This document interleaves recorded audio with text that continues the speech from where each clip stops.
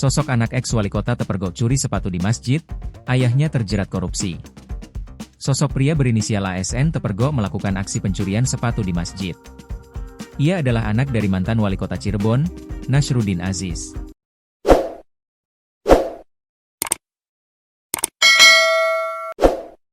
Nasruddin Aziz adalah sosok yang pernah menjabat sebagai wali kota Cirebon periode 2018 hingga 2023.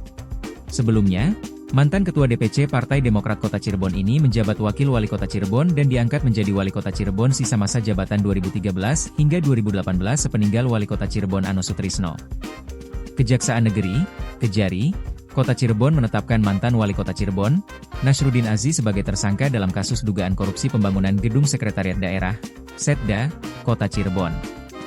Kini putranya dikabarkan terlibat pencurian sepatu itu terjadi di kawasan Masjid Raya Et-Taqwa, Jalan Rakartini, Kota Cirebon, Senin, 6 Oktober 2025, siang. ASN rupanya berasal dari keluarga pejabat. Ia adalah anak dari mantan wali kota Cirebon, Nasruddin Aziz. Adapun Nasruddin Aziz kini tersandung kasus korupsi pembangunan Gedung Setda Kota Cirebon.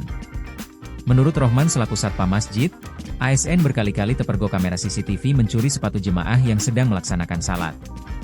Ia dan rekan-rekannya yang lain lantas mengintai dan meringkus pelaku. Dia, ASN, kemarin tanggal 5 Oktober terekam jelas kamera CCTV mencuri sepatu milik jamaah yang sedang salat. Nah, hari ini dia datang lagi ke masjid ini. Saya bersama teman-teman security lainnya langsung menangkap dia, ujar Rohman, dikutip dari Tribun Jabar, Selasa, 7 Oktober 2025. Dikatakan Rohman, ASN fokus mencuri sepatu bermerek dan mahal.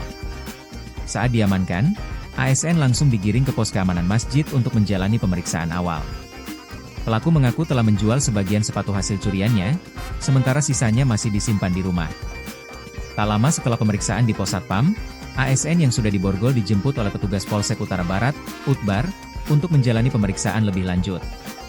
Peristiwa penangkapan ini sempat menjadi pusat perhatian jemaah dan warga sekitar. Hingga kini, pihak kepolisian masih mendalami motif di balik aksi pencurian yang dilakukan ASN.